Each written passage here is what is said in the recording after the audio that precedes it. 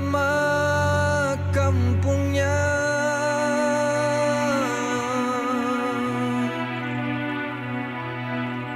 Sudah diterangkan pada mulanya.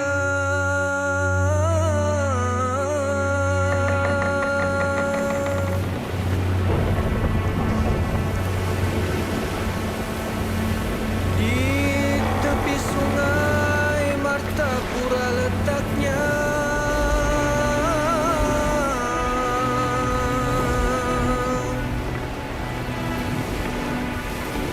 Menuju Banjarmasin arah tujunya.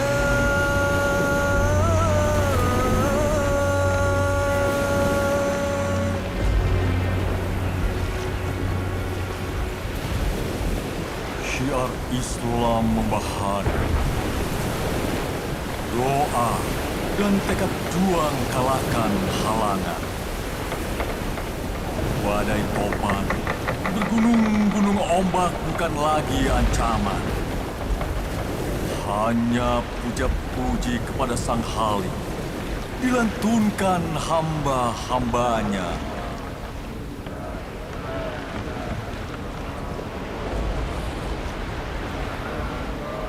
Mengembara di alam kontemplasi, menyeruak, memaknai perjalanan batin. Junjung kalimat tauhid, dinakodai kecintaan yang sempurna. Alhamdulillah, wa la ilaha illallah, wallahu akbar, subhanallah, walhamdulillah, wa la ilaha illallah, wallahu akbar.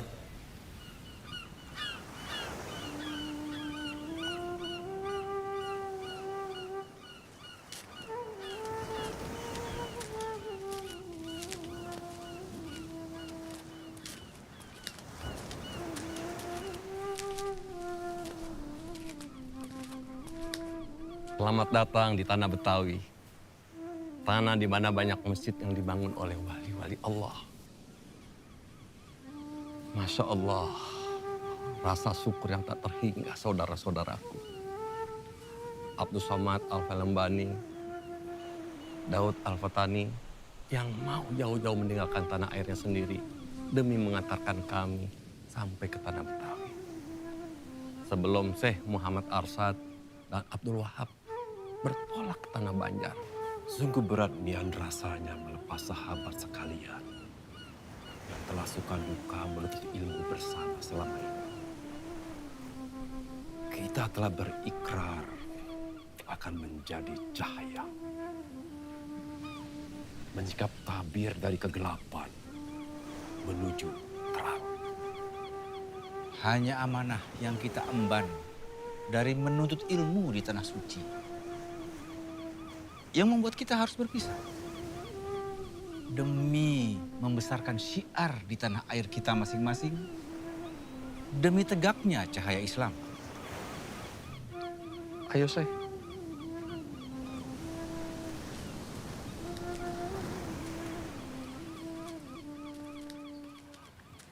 Assalamualaikum. Waalaikumsalam. Sungguh suatu sambutan yang sangat meriah dari Syekh Abdullah dan para ulama-ulama Jawi, penegak panji-panji Islam yang dimuliakan Allah. Hati ini bersimbah rasa haru tak terkira. Hari ini, keberkahan meliputi tanah Betawi. Alhamdulillah.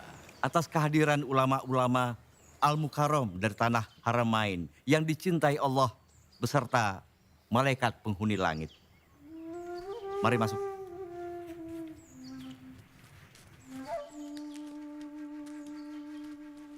Syekh Muhammad Arsyad dan Syekh Abdurrahman Al-Misri beserta para sahabat sempat singgah di Pulau Penyengat. Benarkah kabar itu? Allahumma na'am, ya Syekh Abdullah. Kami singgah dulu di beberapa tempat, di Pulau Penang, Perak, lalu singgah ke Tumasik, dan terakhir kita mampir ke Pulau Penyengat Riau. Kami mengajar di masjid-masjid di sana. Alhamdulillah, banyak ilmu yang kami dapatkan saat mengajar. Sultan Riau sangat mendukung syiar dakwah di sana. Bahkan sebagai rasa syukur kepada Allah, beliau berkenan memberikan buah tangan yang elok kepada kami sebagai tanda kenangan dan rasa syukur.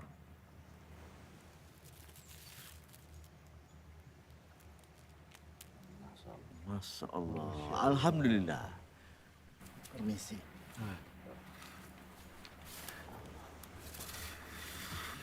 Selama di Tanah Suci, siapa guru-guru dan syekh-syekh antum sekalian? Di Mekah, Ana dan Syekh Abdul Somad belajar fikih kepada Syekh Athaillah bin Ahmad Al-Misri Al-Azhari. Atas izin Syekh Athaillah, kami pergi ke Mesir lewat Madinah. Di Madinah ini kami bertemu Abdul Wahab Bugis dan Abdurrahman Al-Misri Al-Batawi. Ya, Syekh Muhammad bin Sulaiman Al-Qudri, guru fikih kami. Dan beliau menyarankan agar Muhammad Arsyad bin Al-Banjari dan Abdul Qudus Somad Al-Falembani tidak melanjutkan belajar di Mesir. Karena beliau-beliau dianggap sudah mampu dan berilmu. Bahkan guru-guru di Mesir sudah tidak ada yang mampu lagi untuk memberikan ilmu kepada mereka berdua. Guru tasawuf kami berempat adalah Syekh Muhammad bin Abdul Karim As-Saman Al-Madani. Kami diperkenankan suluk dan khalwat langsung di bawah pimpinan dan pengawasan Syekh Muhammad bin Abdul Karim As-Saman. Alhamdulillah, kami berempat diberi tugas sebagai khalifah Tarikat Salbaniyah untuk Tanah Jawa. Alhamdulillah. Betapa beruntungnya para syekh sekalian dapat belajar langsung dengan guru-guru yang berilmu tinggi.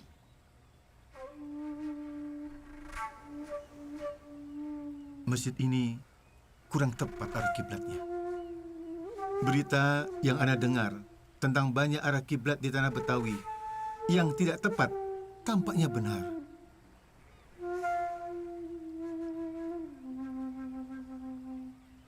Tidak tepat. Alafu ya Syekh Abdullah, sejak masjid ini dibangun, apa pernah dihitung lagi arah kiblatnya? Oh, belum pernah, Syekh. Tapi ada apa dengan arah kiblat masjid kami? Ya Abdullah, coba antum ikut Ana, begitu pula yang lain, agar menjadi saksi.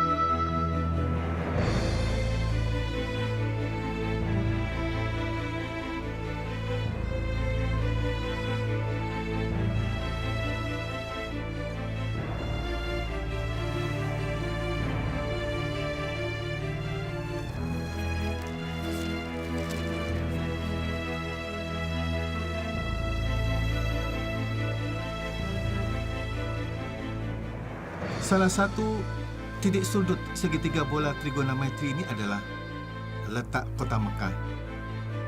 Titik sudut yang kedua adalah kutub utara. Dan titik sudut yang ketiga adalah letak yang hendak ditentukan arah kiblatnya. Maka inilah derajat dari Mekah sampai ke Betawi. Dan garis khatulistiwa membuat titik tepat seperti ini. Nah, inilah letak arah kiblat. Seharusnya 25 darajat lebih ke kanan dari letak sekarang. Tidak mungkin, Syekh Muhammad Arsyad. Ana yakin, masjid-masjid di kota kami dibangun oleh wali-wali kasyaf yang dengan karomahnya dapat melihat secara langsung tepat atau tidaknya arah kiblat. Tidak mungkin ada kekeliruan.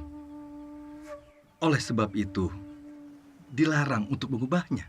Tidak ada larangan untuk membetulkan arah kiblat pada masjid-masjid yang keliru. Walaupun masjid itu dibangun seorang wali. Wali bisa saja keliru. Hanya Nabi dan Rasul yang maksum. Mereka seketika dipelihara Allah dari salah dan dosa. Ya, hanya Nabi dan Rasul yang maksud. Dulu di negeri Yaman, sebagai bentuk ijtihad para ahli fikih ketika menggeser mihrab sebuah masjid yang dibangun oleh seorang wali dengan nama panggilan Abu Saif. Benar apa yang disampaikan oleh Syekh Muhammad Arsyad. Dan bukan rahasia. Banyak masjid-masjid yang dibangun oleh kaum muslimin di daerah Khurafah dan pedesaan Mesir.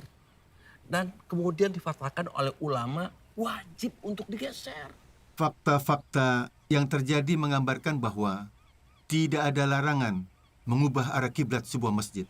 Jika apabila ada kekeliruan, maka wajib kita merubahnya. Meskipun masjid itu dibangun oleh seorang wali Allah. Islam sangat menjunjung tinggi keilmuan yang dihasilkan oleh ijtihad atas nama takwa. Dan Allah sangat menyenangi orang-orang yang berakal, beriman, mensyukuri semua ciptaannya dan kebesarannya. Oleh karena persoalan tadi, kami mendengar dan kami taat. Sami'na wa ata'na. Alhamdulillah. Allahu Akbar. Malam purnama di dermaga Sunda Kelapa. Berita kehebatan Syekh Muhammad Arsyad telah tersiar ke penjuru. Demang penjilat menyampaikan berita demi mendatangkan pundi-pundi uang kepadanya. Yang Mulia Gubernur Jenderal, telah tersiar kabar tentang seorang syekh bersama sahabatnya datang dari Tanah Suci Mekah. Dan bisa mengubah arah posisi kiblat di beberapa masjid wilayah Batavia. Benarkah itu revolusi? Undang syekh itu. Kita buktikan kebenarannya. Baik. Jangan-jangan dia penipu. Tapi Tuan Gubernur Jenderal, dia seorang syekh. Syekh Muhammad Arsyad Al-Banjari. Gubernur Jenderal Hindia Belanda berniat menguji sekaligus menjatuhkan martabat Syekh Muhammad Arsyad Al-Banjari demi tujuan memadamkan cahaya kebenaran. Benarkah arah kiblat masjid itu salah? Bisa jelaskan? Kesalahannya adalah seharusnya bergeser 25 derajat dari letak arah kiblat yang ada sekarang.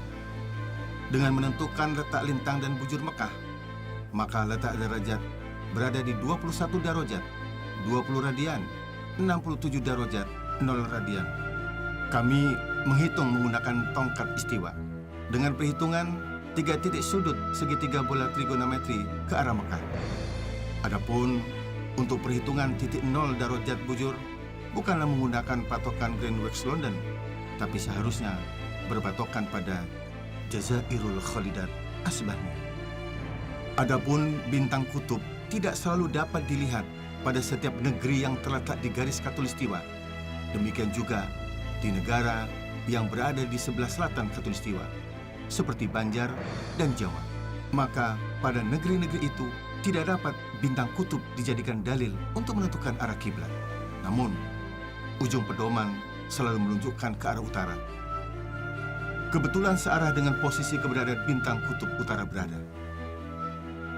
Allah berfirman dalam Al-Quran Surah Al-Anbiya ayat 33, dan dialah yang telah menciptakan malam dan siang, matahari dan bulan, masing-masing berada pada garis edarnya. Sadaqallahul Adzim. Bagaimana Syekh Muhammad menilai kedalaman laut? Kita sedang berlayar menuju Laut Jawa. Kedalaman air laut bisa diukur dengan menggunakan tali simpul yang berbandul. Tali simpul berbandul yang ditenggelamkan ke dalam laut yang dihitung dengan perkiraan yang tepat. Maka akan mendapatkan berapa kedalaman air laut. Tuan Syekh Muhammad Arsyad Al-Banjari yang terhormat, ada satu pertanyaan akhir yang harus Syekh jawab. Tentang apa isi kelapa yang saya pegang ini? Itu buah kelapa. Dan Allah takdirkan isinya air. Gubernur Jenderal tak patah arang. Silahkan dibelah.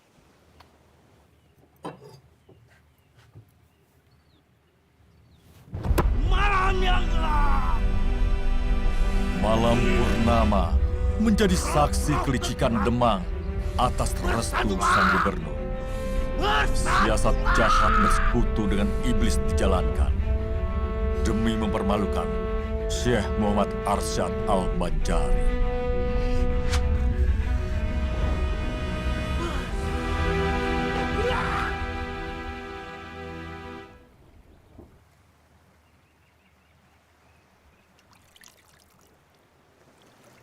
Ahli-ahli sihir itu tidak memberi mudarat dengan sihirnya kepada siapapun, kecuali dengan seizin Allah.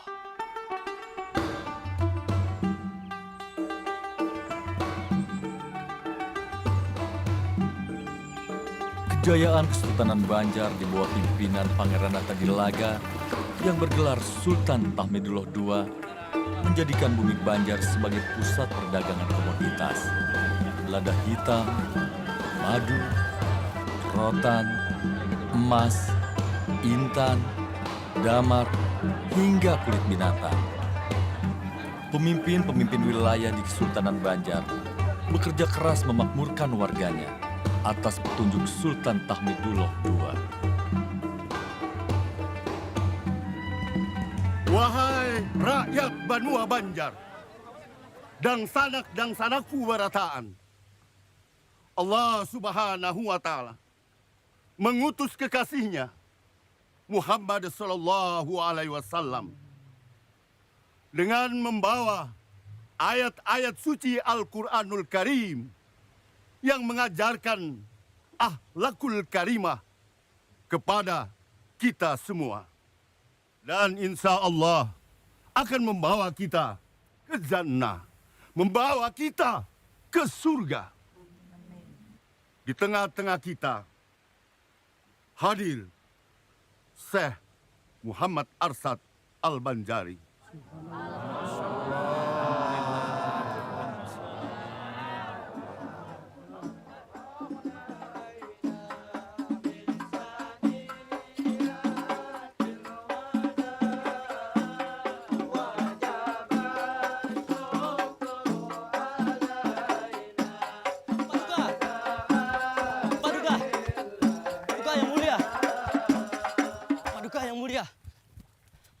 Paduka yang mulia, Tuan Guru Muhammad Arsyad yang kita cintai telah tiba di tanah Banjar. Apa benar kabar yang saya dengar ini? Benar, Paduka yang mulia. Sekarang di mana Syekh Muhammad Arsyad berada? Kabar ini ulun dengar dari teman masa kecil beliau yang baru saja tiba dari dermaga. Mereka sempat bertemu di Sungai Barito ketika Tuan sedang bersandar sejenak di dermaga Muara Sungai. Dan tak lama lagi, Paduka, Tuan Guru Muhammad Arsyad akan tiba di dermaga Martapura. Ini sebuah berita gembira.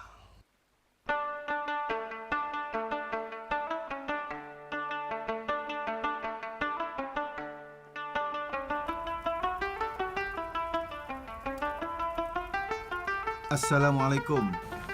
Waalaikumsalam warahmatullahi wabarakatuh. Selamat datang, Syekh. Datang kembali di lingkungan istana. Sungguh suatu kehormatan, Paduka yang mulia. Ulun sama sekali kada mengira jika Sultan berkenan menyambut sendiri kedatangan ulun. Ini seperti Datuk lihat, kami rutin mengadakan badadamaran setiap malam salikur di bulan Ramadan.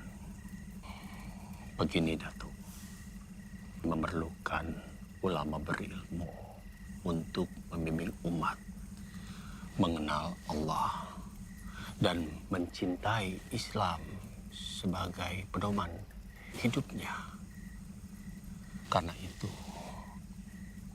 bertumpuk harapan kami limpahkan kepada Datuk agar rakyat Banjar terlepas dari kebodohan dan menjadi umat yang bertakwa. Karena kami yakin Datuk adalah ulama penegak panji Allah. Tak terasa, kurang lebih 30 tahun Ana meninggalkan Martapura.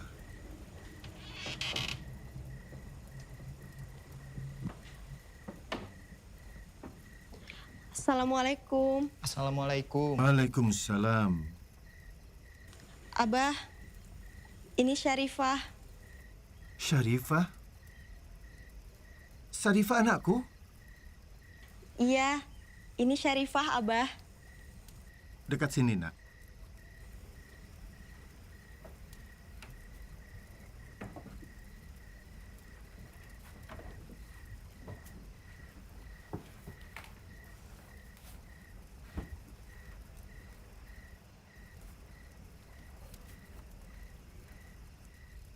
Seperti mimpi rasanya bertemu Abah. Selama ini, Mama hanya bisa menyabarkan Syarifah. Bila Syarifah rindu dengan Abah. Syarifah, Ikam sudah ganal, nak. Lawan Bungas lagi. Waktu di Mekah, Amang Jainal memberikan cincin milik Ikam, Syarifah. Tanda Ikam itu sudah ganal, nak. Dan Ikam nakai sudah wayahnya untuk menikah.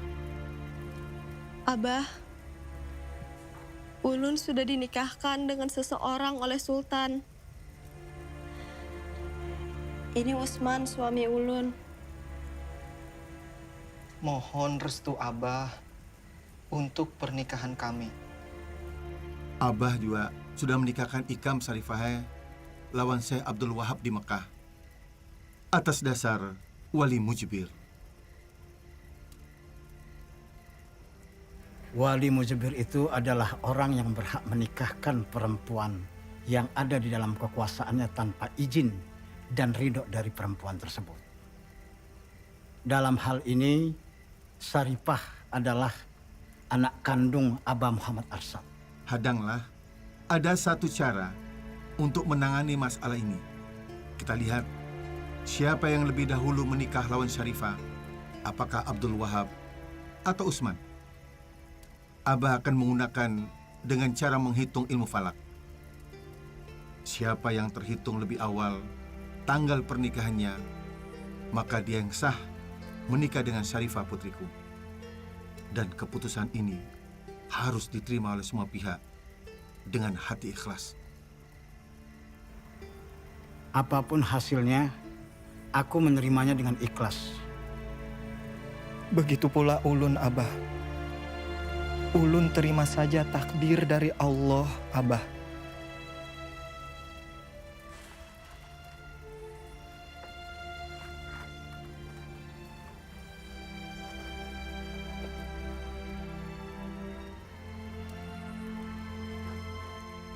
Nah, baiklah. Hasil sudah didapatkan. Berdasarkan perhitungan falak, ternyata pernikahan Syekh Abdul Wahab lawan Syarifah lebih dahulu daripada pernikahan Usman lawan Syarifah. Ini disebabkan karena hasil dari perhitungan ilmu falak itu sendiri. Maka pernikahan Abdul Wahab dengan Syarifah putriku menurut agama syah. Ulun terima hasil ketetapan Abah. Dan Ulun mengikhlaskan Syarifah demi kebahagiaan Syekh Abdul Wahab.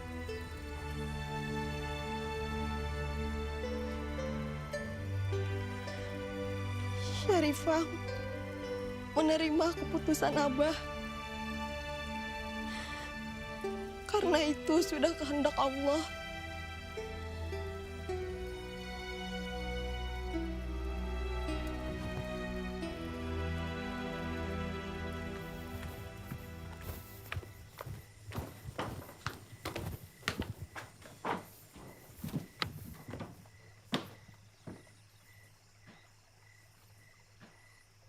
Silakan Pangeran Amir.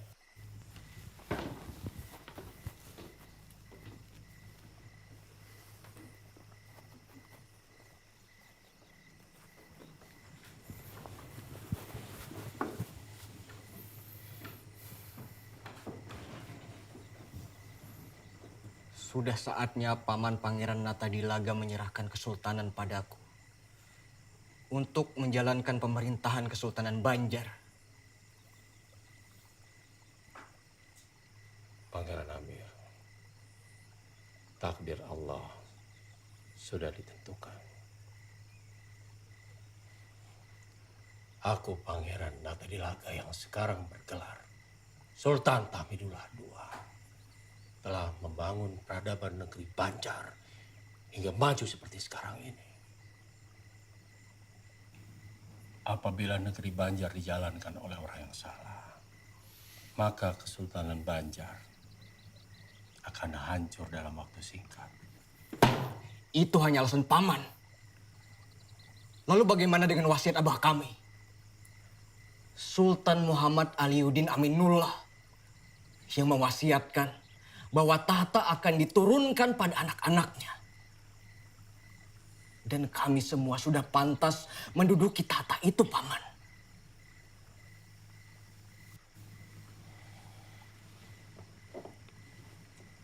Akan aku berikan apa yang pangeran minta. Menikah dengan putri-putriku. Harta yang pian inginkan. Jabatan di pemerintahan semua akan aku kabulkan.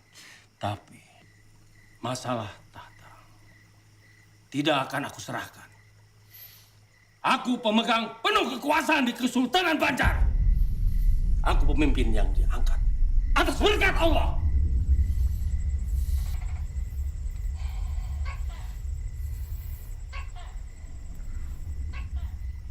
Baik. Baik, Paman. Kalau memang tahta tidak akan diberikan kepada ulun, maka izinkan ulun untuk diberangkatkan ke Tanah Suci melaksanakan ibadah haji.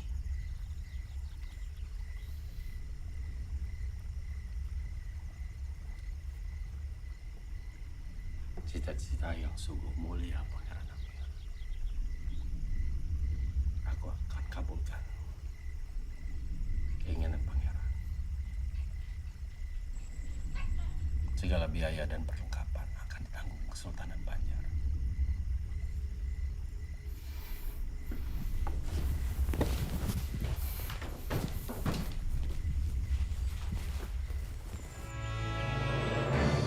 Perebutan kekuasaan terjadi. Pangeran Amir, anak Sultan Banjar Muhammad Aliuddin Aminullah, yang gagal naik tahta pada tahun 1785, menuntut hak tahtanya. Namun tuntutan itu tidak diindahkan oleh walinya sendiri, Pangeran Natadilaga atau Sultan Tahmidullah II. Malam ini, kita rebut kekuasaan dari Sultan Natadilaga. Kesultanan Banjar ada di sini.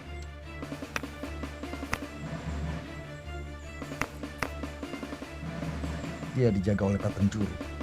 Kamu lewat sini. Kalian lewat di sini. Paman, kita akan bertemu di sini. Kita akan gempur Natadilaga. Sasaran berdua.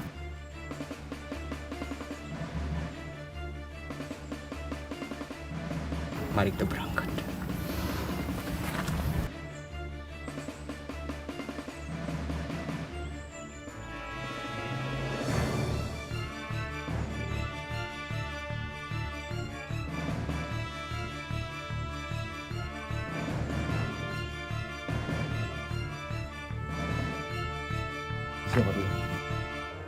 Sudah cukup pembicaraan kita malam ini. Saya mau istirahat. Paduka! Paduka yang mulia. Panglima. Ada kabar dari mata-mata kita. Pangeran Amir serta pasukan terpilihnya malam ini akan melakukan serangan diam-diam ke istana. Mohon izin Paduka. Ulun siap melumpuhkan serangan ini. Tumpas perlawanan mereka. Siap, Paduka. Tunggu. Pangeran Amir jangan sampai terluka. Siapkan pedang. Daulat Paduka.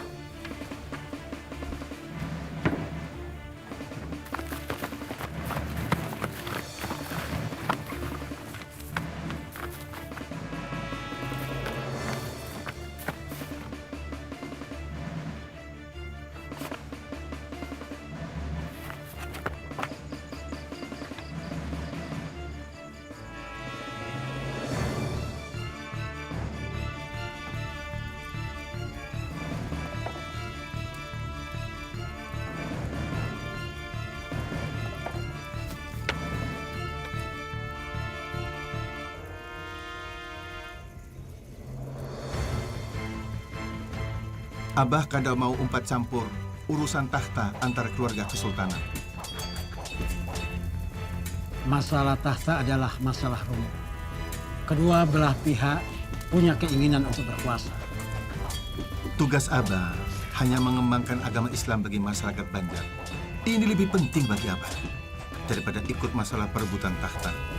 Bagi Abah, negeri yang dipenuhi oleh insan yang bertakwa adalah negeri yang dirahmati Allah. Semoga pertikaian tahta ini cepat selesai dan tidak menjadi peperangan lagi. Peperangan mengorbankan rakyat tak berdosa. Namun, perang juga menjadi gerbang perubahan nasib suatu bangsa. Tahan. Biarkan pangeran lari. Takdir perubahan telah dicatat di Lauhil Mahfuz. Ditetapkan Allah dalam rahasianya berhasil atau gagal.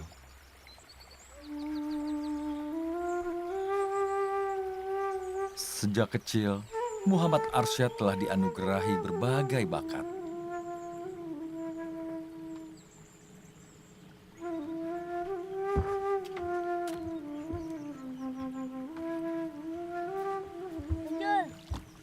Ambil lagi.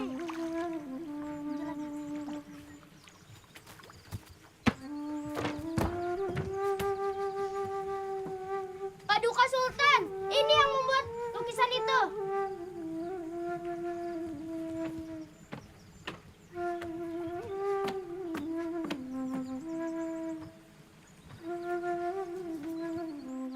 Betapa indah lukisan ini. Siapa nama Ananda? Nama ulun Muhammad Jafar. Kenapa Ananda melukis gambar, sungai, perahu, dan gunung-gunung?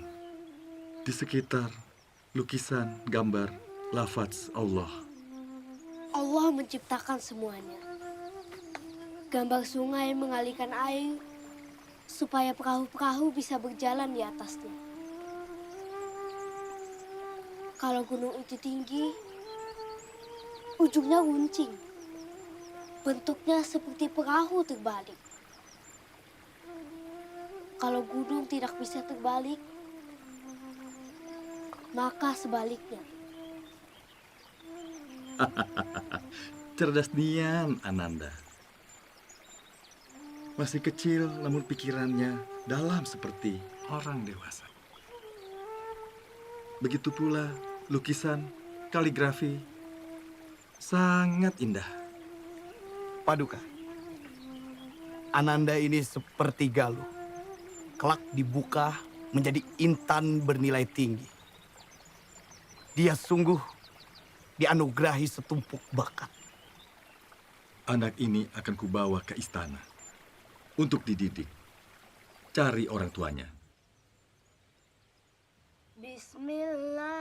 Tertumpah rasa kasih sayang seisi istana kepada Muhammad Arsyad yang mempunyai nama lahir Muhammad Jafar. Gurunya sangat kagum atas kepandaian muridnya.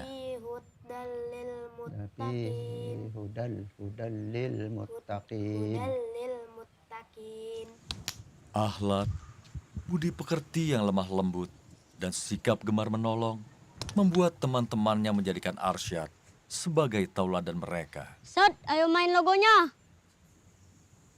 Nah, boleh Arsyadnya.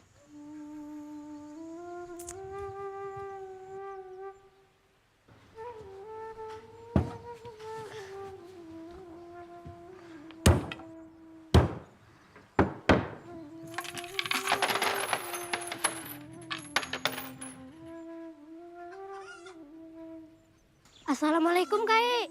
Waalaikumsalam. Ada apa, Cok? Nina, Kai, gasan pian.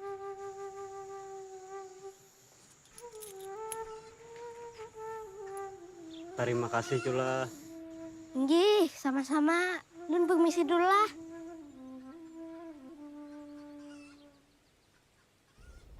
Salam Paduka. Ini adalah hasil bumi dari kebun hamba.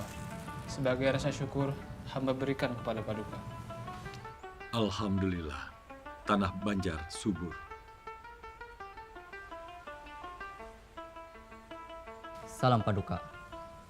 Hamba ingin mengabarkan bahwa masalah perkebunan perselisihan di keluarga hamba telah selesai. Alhamdulillah. Terima kasih Paduka. Hamba mohon diri. Paduka. Paduka yang mulia. Baru saja keajaiban telah terjadi pada Tuan Muda Ja'far. Tubuhnya melayang di atas tempat tidur. Melayang? Apa benar? Mana ada manusia bisa melayang? Kaya ulun melihat dengan mata kepala ulun sendiri, Paduka yang mulia. Bahkan ulun memegang tubuh Tuan Muda, menadah supaya tidak jatuh. Tuan Muda juga bercerita tentang mimpinya itu. Tuan Muda baik-baik saja. Ulun mimpi ada kakek bawa ulun ke langit, Paman. Ulun terharu, Paduka yang mulia, mendengar cerita itu. Dan tak kuat rasanya menahan cucuran air mata, Paduka yang mulia. Tanda-tanda Ja'far akan menjadi orang besar, Paduka yang mulia. Dia kelak akan membawa kemajuan bagi Kesultanan Banjar. Ya. Tuhan telah menampakkan Ja'far menjadi orang besar, kelak berjasa bagi Kesultanan Banjar. Kita harus merawat anak ini dengan penuh kasih sayang, mencukupi kebutuhannya, membekalinya dengan ilmu dunia dan akhirat.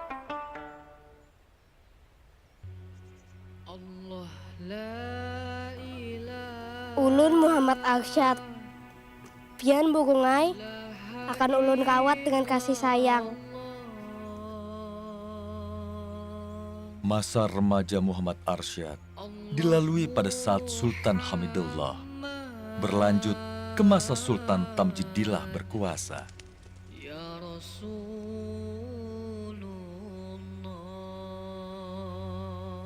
Assalamualaikum.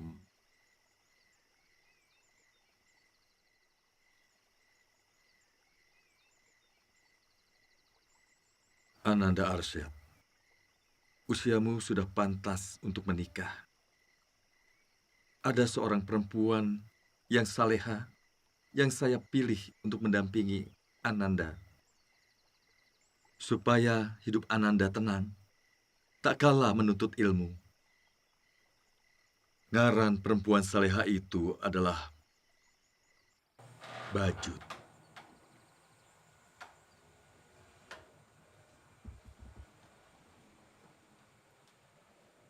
Ding, sudahkah sholat tahajud?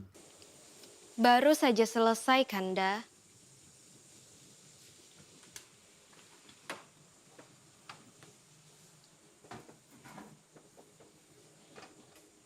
Ding, malam ini begitu hening. Bumi seakan bersujud. Dan angin pun serasa malu untuk bersiul lantang.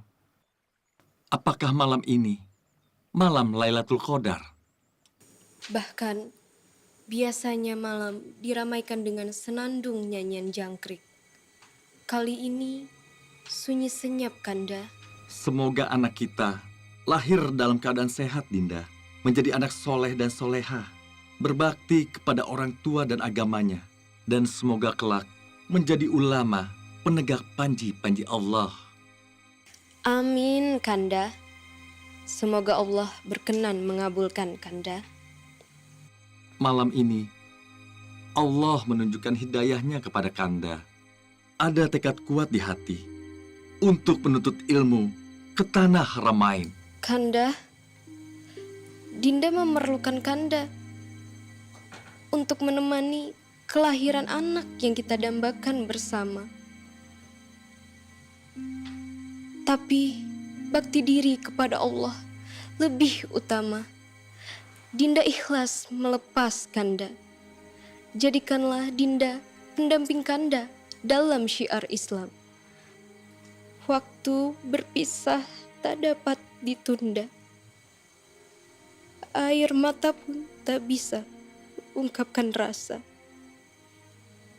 Untayan doa jadi penanda asa. Rasa ikhlas melepas kepergiannya. Menembus relung malam, tiada batas. Detak jantung dua hati saling berbalas. Penghubung kala rindu tiada bertepi. Namun cintaku pada Sang Khalik tiada henti. Berat ku rasa tanpamu. Aku mencintaimu, suamiku.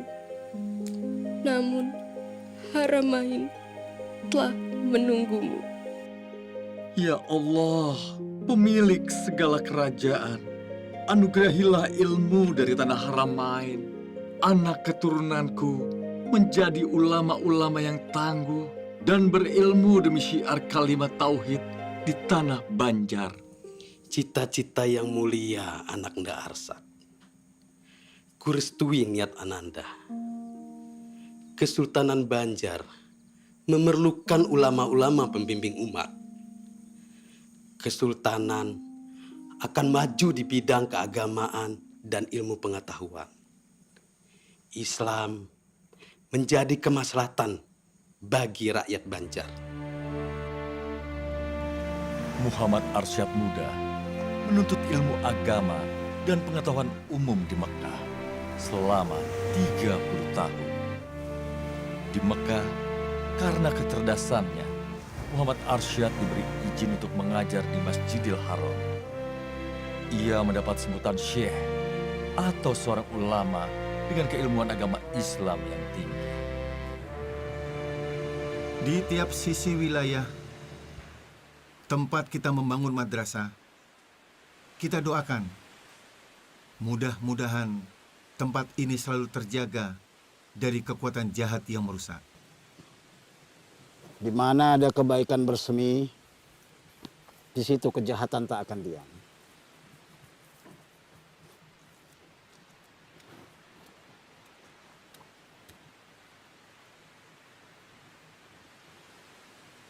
Ini yang terakhir. 4 sisi madrasah sudah selesai dipagar. Semoga dari tempat ini lahir ulama-ulama penegak cahaya Islam. Bertambahnya umat-umat bertakwa yang selalu menjunjung tinggi ilmu dan keimanan dalam menyelesaikan setiap permasalahan. Biiznillah, semua terjadi karena izin Allah. Syekh Muhammad Arsyad Al-Banjari sangat giat berdakwah ke tengah-tengah masyarakat, baik di kota maupun di desa, baik di lingkungan keluarga sultan maupun rakyat jelata.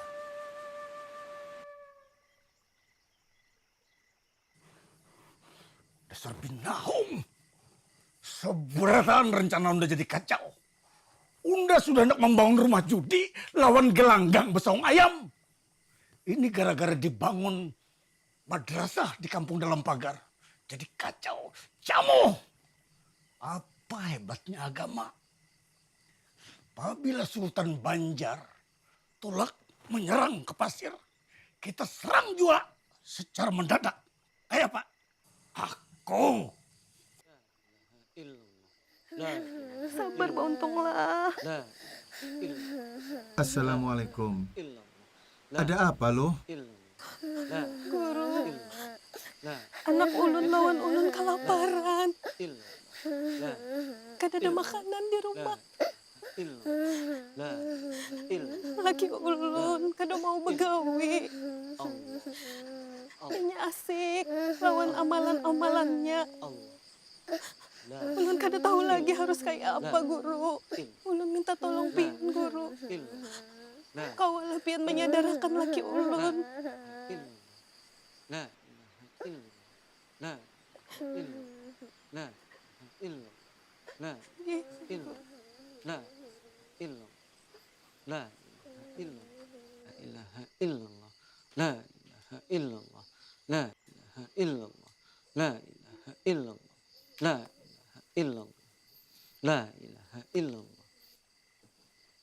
Nang, maukah Ikam menjadi orang pilihan untuk bisa bersama dengan Rasulullah di surga kaina? Inggih, ulun hendak benar bersama Rasulullah, kekasih Allah, supaya ulun kau melihat wajah Allah. Mencari nafkah itu adalah jihad fisabilillah. Berjuang di jalan Allah. Bila Ikam mengikuti apa yang Rasul lakukan, maka Ikam adalah pengikut Rasul. Dan berhak kelak hidup bersama Rasul. Rasul SAW bersabda, sesungguhnya, bila seseorang bekerja untuk mencari nafkah, serta mencukupi kedua orang tuanya, maka ia pun fisabilillah. Berjuang di jalan Allah. Bahkan baginda Rasul SAW pernah saat masih kecil mencari nafkah dengan mengembala ternak orang lain. Beliau kian mahir berdagang. Bahkan sebelum kenabiannya, beliau dikenal sebagai seorang pedagang yang sukses dan terpercaya. Maulah Ikam berjihad fisabilillah, mengikuti Rasul yang kita cintai. Inggih, ulun hendak benar jadi pengikut setia Rasulullah SAW. Mudahan Allah meridhoi niat ulun bagawi mencari rajaki gesan menghidupi anak bini ulun. Mudah-mudahan kami selamat dunia akhirat. Amin. Dunia ini hakikatnya menjadi alat untuk menggapai kebahagiaan akhirat. Abah minta maaf, nak. Abah sayang. Mudah-mudahan kita selamat dunia akhirat. Nyaman dunia akhirat. La ilaha illallah, la ilaha illallah, la ilaha illallah, la ilaha illallah, la Alhamdulillah, ulun sudah mulai mengerti yuk. Ayo cepetan masuk, nanti terlambat.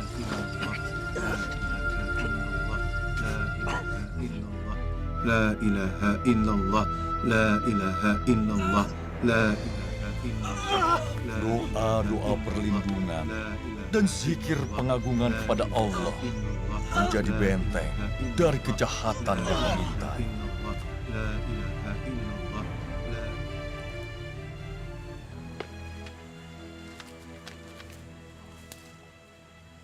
Ini dasar binahong. Kenapa nangka itu jangan kawa? Hah? Wow!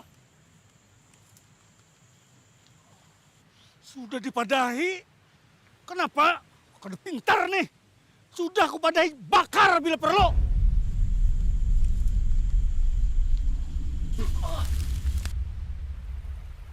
Nah, ada kalem buai. Nyaman dimakan nih. Apa mau makan kalem buai? Gitu kan aku dimakan. Haram.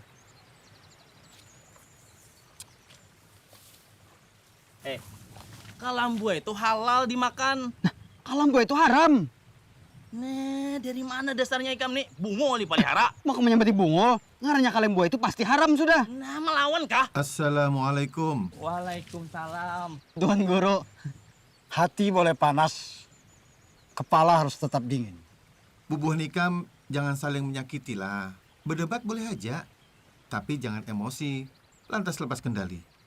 Bubuh nikam berdebat tentang kalembui kalau halal atau haramkah bila dimakan. Inggih, Tuan Guru. Baiklah, semua binatang banyu yang hidupnya di dalam banyu maka halal untuk dimakan. Atau juga dapat hidup di daratan tetapi kadalawas, baik dari jenis iwak maupun yang lainnya.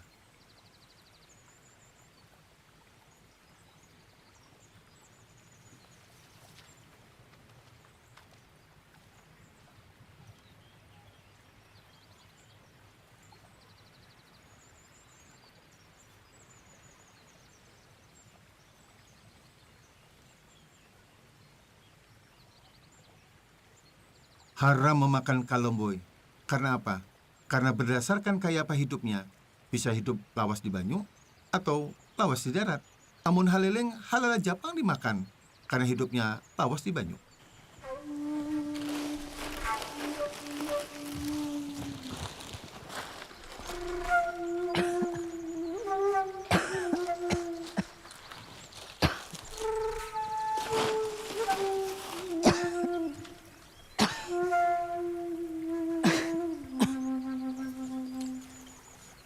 Wahab.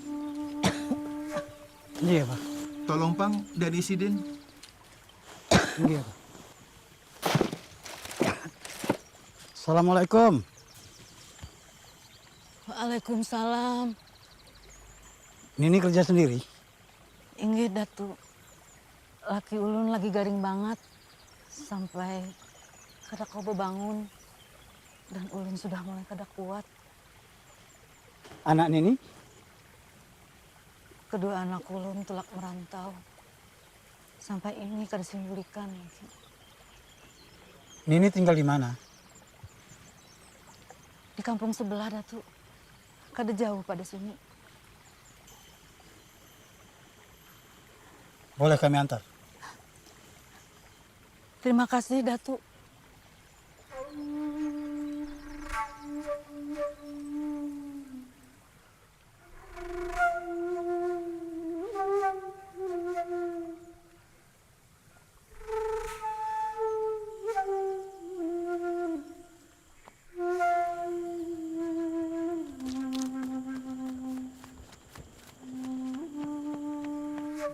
Assalamualaikum.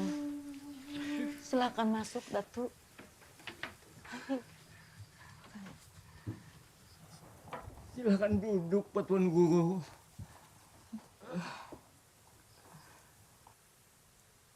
Ni, kenapa batis Kai? Kai diseret buaya gunung di Sungai Martapura, Datu. Alhamdulillah, Kai masih bisa menyelamatkan diri. Meskipun luka parah diseret buaya. Parah sekali lukanya. Betul, Wahab. Kita harus segera bawa mereka berdua ke dalam pagar. Pian berdua, sore ini juga hendak kami bawa ke kampung dalam pagar, Gasan dirawat. Alhamdulillah. Datu berdua datang menolong kami di kala kami sekarang. Datu berdua utusan Allah. Ayo ya kayu. La ilaha illa anta. Allahu Akbar. Nanti di kampung dalam pagar, Kai dan Nini dibantu oleh Pananamba dari istana.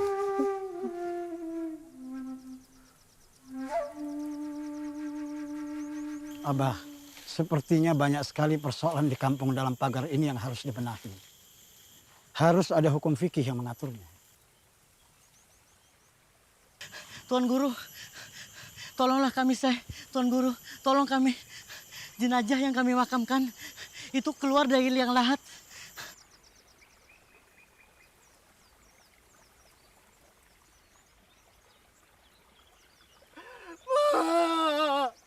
Maafkan anak Mama.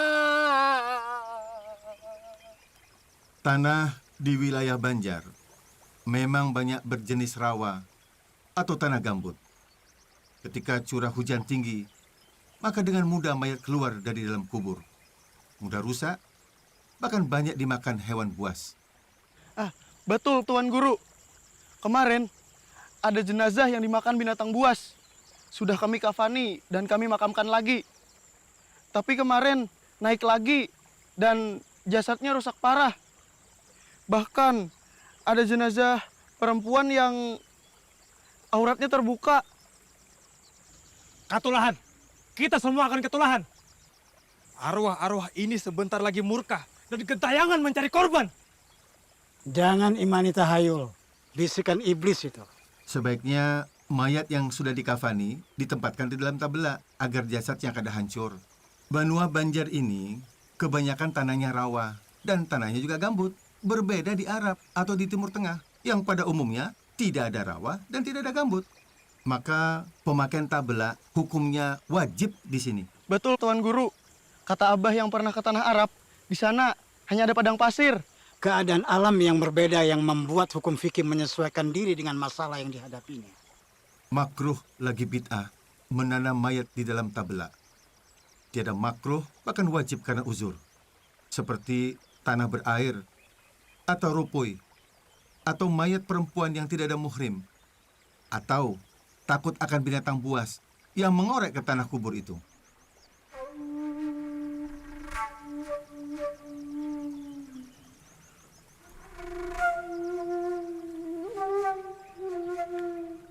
Ayo, Syekh.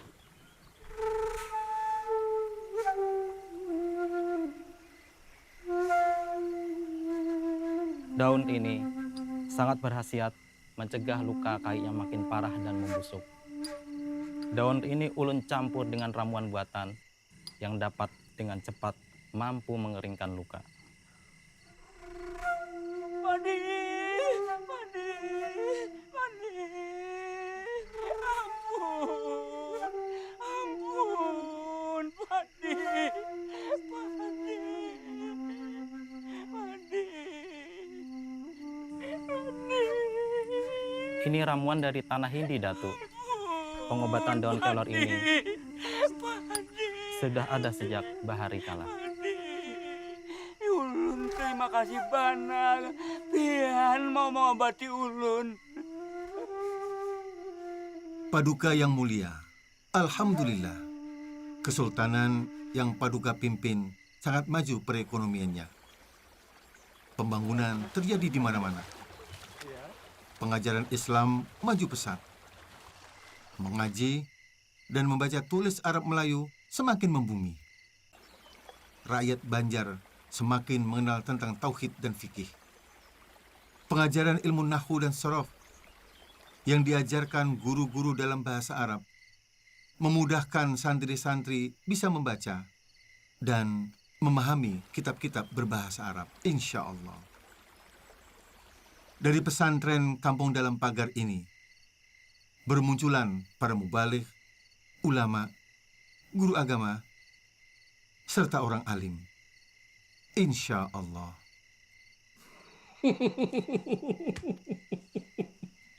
Senang sekali mendengarnya, Datuk. Kesultanan Banjar akan disegani hingga ke mancanegara. Namun Paduka Sultan, tanpa mengurangi rasa hormat, ternyata masih ada rakyat miskin yang harus disejahterakan. Apa betul, Datuk, rakyatku masih ada yang miskin? Tidak hanya miskin, bahkan ada pula yang tergolong fakir.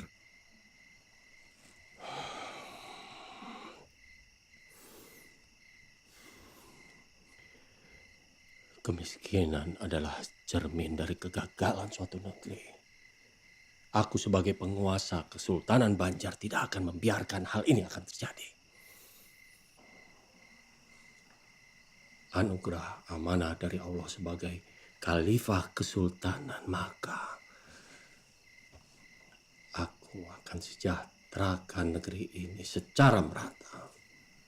Akan aku kerahkan segenap kemampuanku, Datuk. Baik Paduka Sultan, sebagai orang Banjar akan mencurahkan segenap pemikiran, mendukung daya dan upaya Paduka dalam rangka mengentaskan kemiskinan.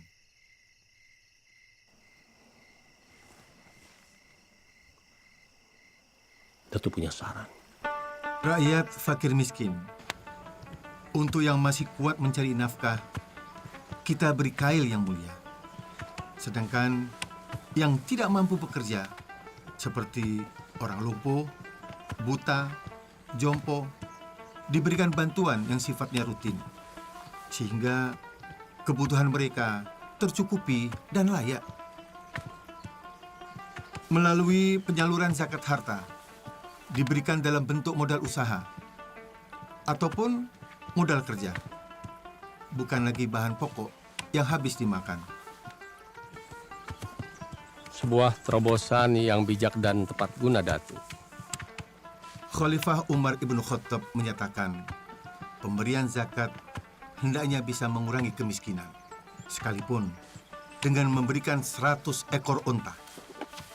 Karena tujuan zakat adalah menjadikan mereka tidak lagi sebagai peminta atau penerima zakat.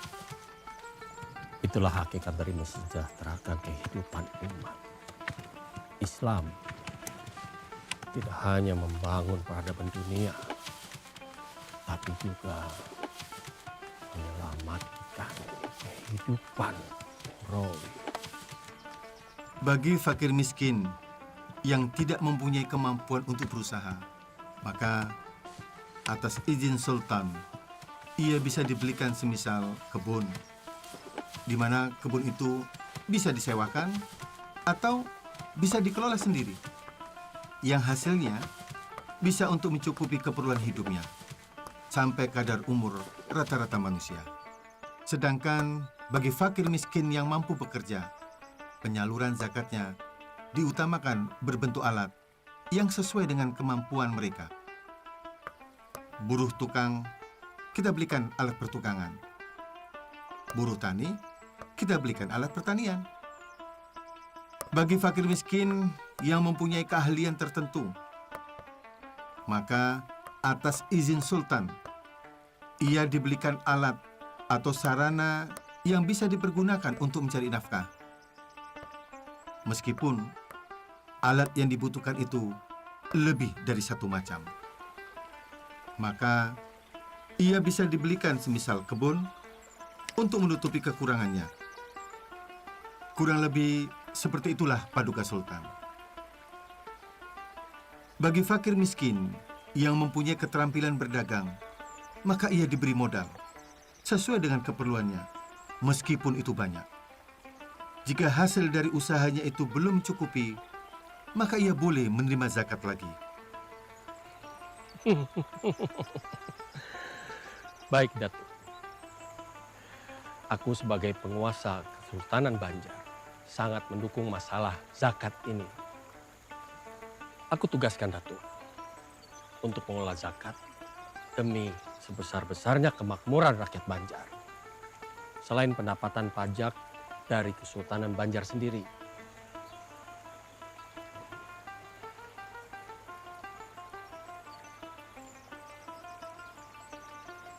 Tuan Guru! Assalamualaikum Tuan Guru! Tuan Guru! Tuan Guru! Tuan Guru! Tuan Guru, saya ingin bertobat dan terimalah saya menjadi santri, Tuan Guru. Benar, Tuan Guru. Mohon kami diterima sebagai murid. Sudah banyak darah orang tak bersalah kami tumpahkan. Syekh dengan tegas memberitahukan cara memakamkan jenazah mama saya. Ketika jenazah mama saya dimakamkan dalam peti kayu, malamnya mama datang dalam mimpi. Mama tersenyum. Biar mama... Lihat, bubanan. Mama sudah tenang di sana. Bahianan sekalinya. Ubahlah tingkah laku Ika Manang. Syekh. Ini Reh, naga-naganya pacangan jadi musuh pribadi Unda. Syekh dalam pagar, nih, jepes musuh Hikam. Kita.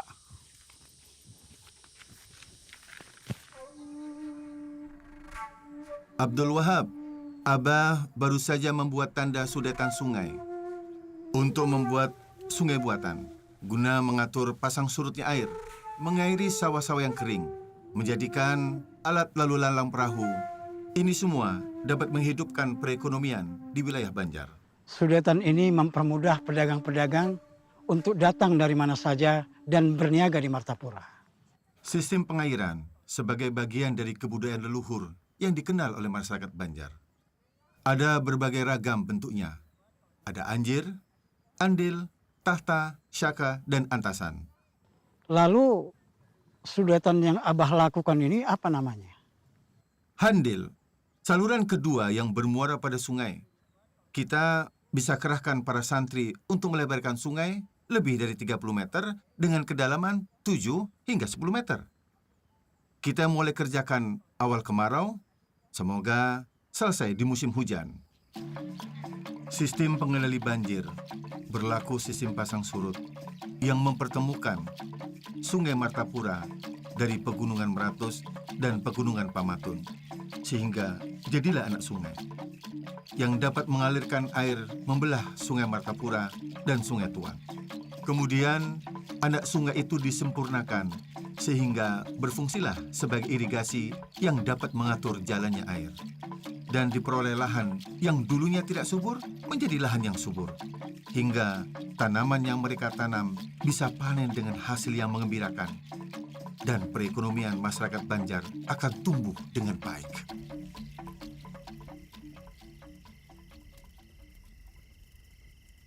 Terima kasih Paduka Sultan.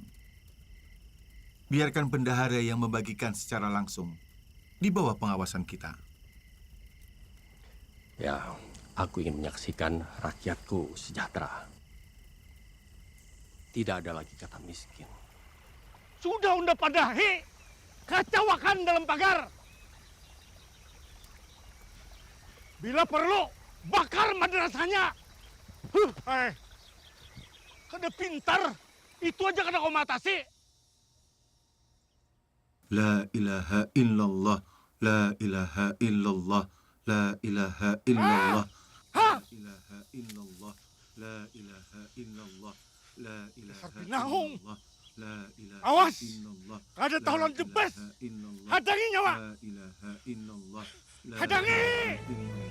La ilaha illallah. La ilaha illallah. Hari ini bertamuan. Bertamuan lo jebes. Bunuh jam. La ilaha illallah. La ilaha illallah. La ilaha illallah. La ilaha illallah. La ilaha illallah. La ilaha illallah. La ilaha illallah. La ilaha illallah. La ilaha illallah. La ilaha. Tapi aku harus membunuhnya. La ilaha illallah. La ilaha illallah. La ilaha illallah.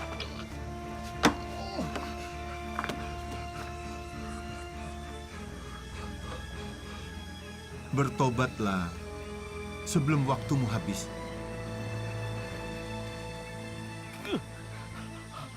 Ampun, Se. Ampun. Ulun kalah. Ulun bertobat, Se. Ulun tobat. Sebelum seseorang ingin menjalani, memahami, dan mengamalkan lebih lanjut tentang tasawuf, maka ia harus mengenal dirinya. Man arafa nafsahu, faqad arafa rabbahu. Datuk Sanggol tinggal di Tatakan Tapin. Pertama kali kami bertemu di Mekah, Tuan saat itu mengenakan baju palembangan hitam. Abah kebingungan. Celana hitam. Kenapa bisa orang Banjar ke Mekah setiap hari Jumat? Dari manakah Tuan berasal sebenarnya? Ulun namanya Sanggul. Ulun dari Tatakan Tapin. Tapin? Tapin Banjar? Inggih, Datuk. Masya Allah. Datuk, dari mana asalnya? Nah, tetamu orang Banjar sekalinya. Ngaran ulun Muhammad Arsad, asal kampung Lok Gabang, Martapura. Ulun kira Datuk orang Timur Tengah. Abah ulun memang punya darah di sini. Pekerjaan Abah adalah sebagai ahli pengukir kayu untuk kegiatan pertukangan di dalam Istana Banjar. jiwa seni nampaknya turun ke Ulun yang senang melukis. Rasa dalam jiwa digerakkan oleh sihir. Sedangkan akal menyeru dalam jahar. Keduanya berpadu dalam kecintaan pada ilahi. Sujudnya bagai batu, takbirnya mengguncang arash. Dalam pujian Rahman dan Rahimnya, langit menyibak samudra batin, mereguk limpahan nur dalam suka dan cita, dan menangis dalam kerinduan yang menyayat. Setitik noda dosa menyilaukan permata ketakwaan. Penyesalan hanya jadi hiasan. Kemarahan menjadi tombak angkara murka. Hanya perisai hati melumpuhkan kekuatan hakiki. Singkap kemilau cahaya sang kholik hingga mata terpejam. Dari helai nafas menderu hingga detak jantung merayap dalam sunyi. Yang ada hanya keagungan namanya. Datuk sudah berapa lama di Mekah?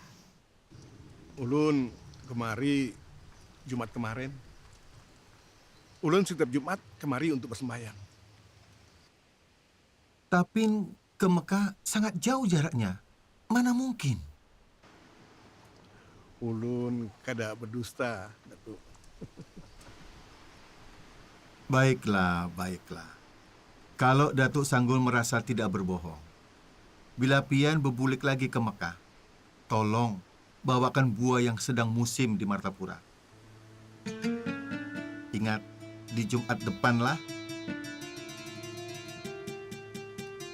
Riau-riau padang si Bundan, di sana padang si tamu-tamu. Rindu dendam menatap rembulan, di hadapan Allah kita bertemu.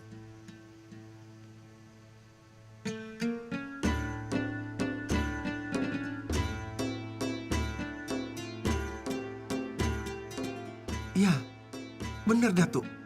Ini buah durian. Memang asli buah durian yang tidak ada di Mekah.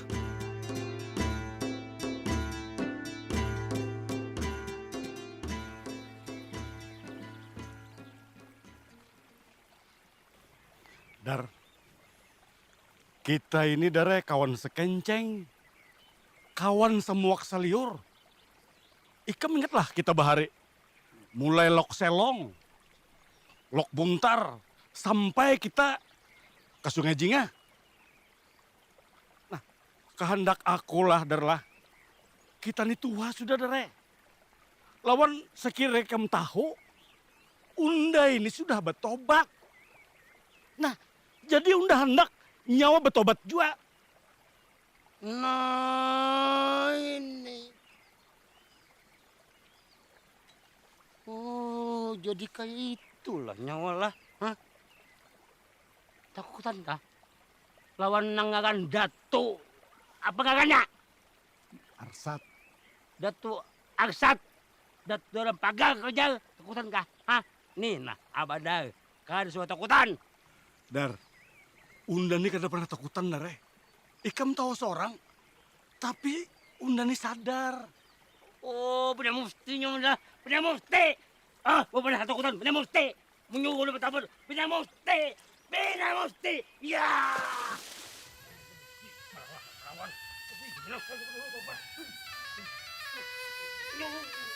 Ada main gue udah. Tobat ada muftinya mah. Apapun ini kada main udah tobat apa-apa itu. Karawa, pokoknya ini. Apa nyawa cengang-cengang? Hah? Apa nyawa cengang-cengang? Sini. Jangan.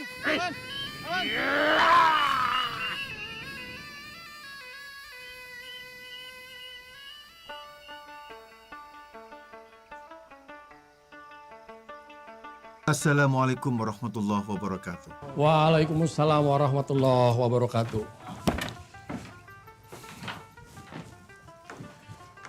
Begini Datuk, banyak permasalahan tentang fikih yang harus dijelaskan kepada masyarakat. Aturan-aturan fikih sangat membantu tatanan hidup rakyat Banjar. Apa Datuk Kalampayan bisa membuat aturan-aturan fikih yang nantinya bisa menjadi pedoman hukum, sehingga rakyat Banjar bisa semakin mudah mengenal aturan-aturan dalam Islam? Daulat Paduka Sultan, ulun memang punya rencana untuk menulis sebuah kitab.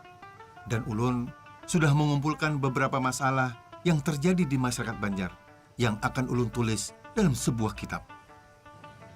Bagus sekali, Datuk. Ternyata Datuk sudah mengumpulkan bahan-bahannya. Dulu saat ulun di Medina, ulun sempat berdiskusi dengan Syekh Muhammad bin Sulaiman Al-Kurdi tentang masalah sultan-sultan di Tanah Jawi yang mewajibkan rakyatnya untuk membayar pajak dengan maksud untuk kemaslahatan bersama. Apakah itu boleh? Tanya ulun ke beliau. Lalu apa jawaban Syekh Sulaiman?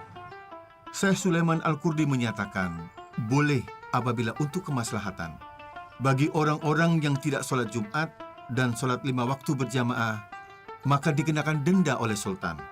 Intinya, beliau menjelaskan bahwa sholat Jumat itu jelas hukumnya fardu ain. Sementara sholat 5 waktu berjamaah berdasarkan pendapat yang kuat hukumnya fardu kifayah. Dan kata Syekh Sulaiman, wajib mengikuti perintah pemimpin selama perintah itu tidak menyalahi syariat.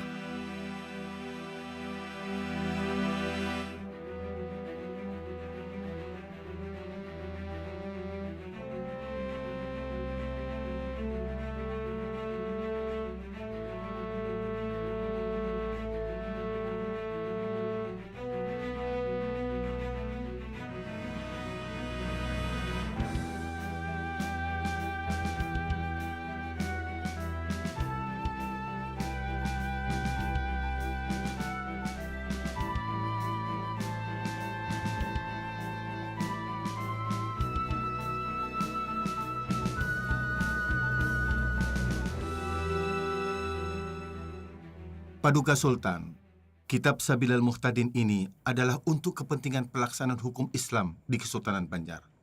Maka perlu dibentuk mahkamah syariah. Lembaga ini berada dalam struktur kesultanan yang dipimpin oleh seorang mufti dan juga seorang qadhi paduka. Apa itu mufti dan qadhi, Datuk?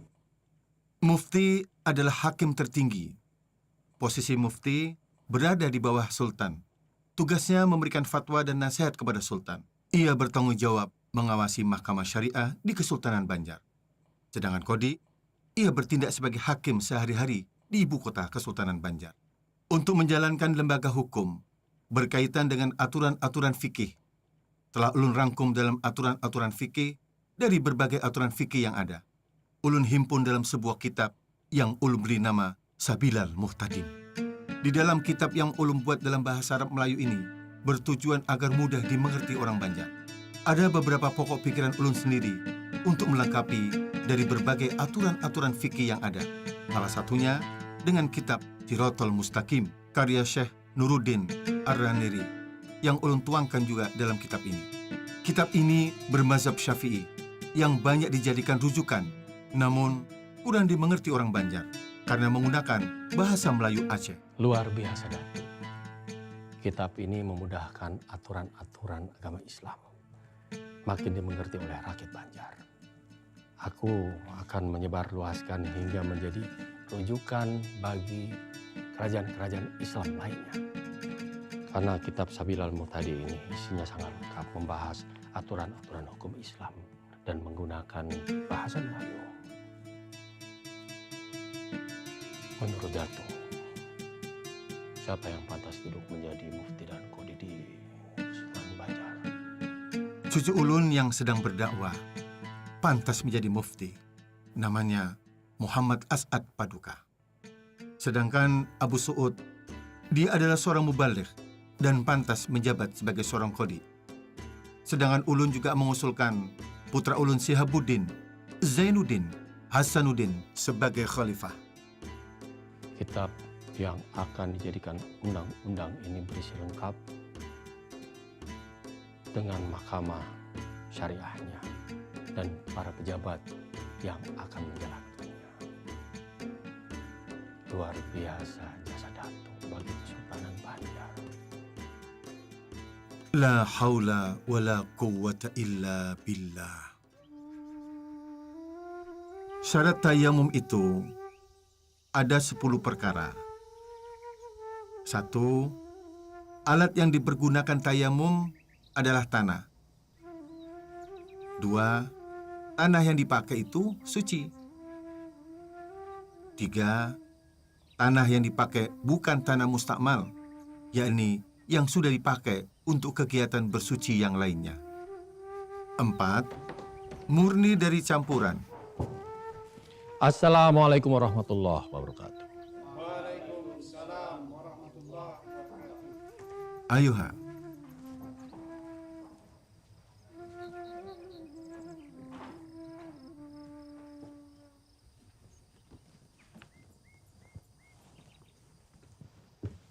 Hormat saya buat Datuk.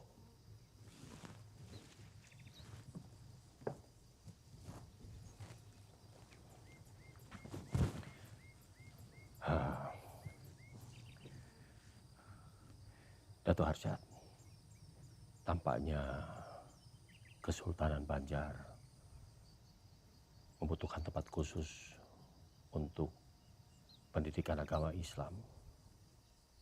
Benar, Paduka Sultan.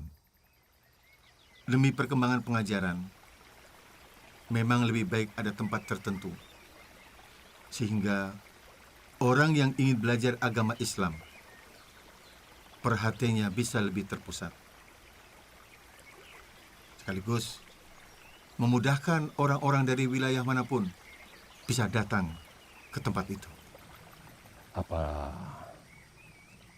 Datuk punya bayangan di mana tempat yang baik untuk mewujudkan cita-cita ini? Allahumma na'am, Sultan. Ada. Ada di daerah pesisir sungai, tak jauh dari sini. Cocok untuk dijadikan tempat pusat pengajaran. Selain tidak jauh dari pusat kesultanan, area itu juga dilalui Sungai Martapura. Ini memudahkan untuk jalur lalu lintas perahu.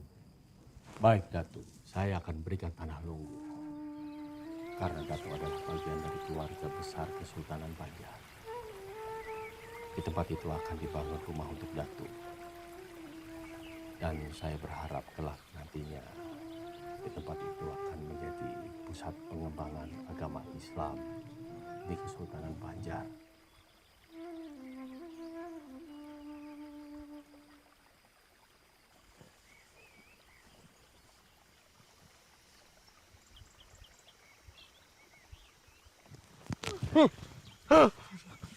Ampun, ampun Paduka, ampun Sultan. Hukum mati Abadar atas kejahatan pembunuhan yang dia lakukan. Tidak, tidak, tidak. Suatu saat, Syekh Muhammad Arsyad Al-Banjari sangat ingin mengunjungi Datuk Sanggul sahabatnya. Dan Nanti kalau aku tutup usia, aku ingin saudaraku Arsyad yang memandikan jenazah. Dia tinggal di kampung dalam pagar Martapura. La ilaha illallah Muhammad Rasulullah. Innalillahi wa inna Assalamualaikum. ilaihi raji'un.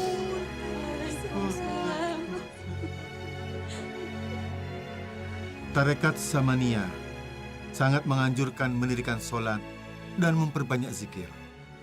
Berperilaku lemah lembut kepada kaum fakir miskin. Berusahalah jangan mencintai dunia. Mengurangi peran akal basyariah. Sebaliknya, meningkatkan peran akal rubaniyah. Dan bertauhid kepada Allah pada zat, sifat, dan af'alnya. Syekh Muhammad Arsyad Al-Banjari selama 40 tahun berjuang tanpa pamrih, berdakwah, mengajar, mendidik, menulis kitab-kitab, serta membuka lahan-lahan pertanian, hingga membangun pusat keagamaan di Kesultanan Banjar. Perjuangannya bagai matahari yang menerangi kegelapan. Hingga kini, pemikiran dan kitab-kitab karyanya dipelajari di dalam negeri hingga ke mancanegara.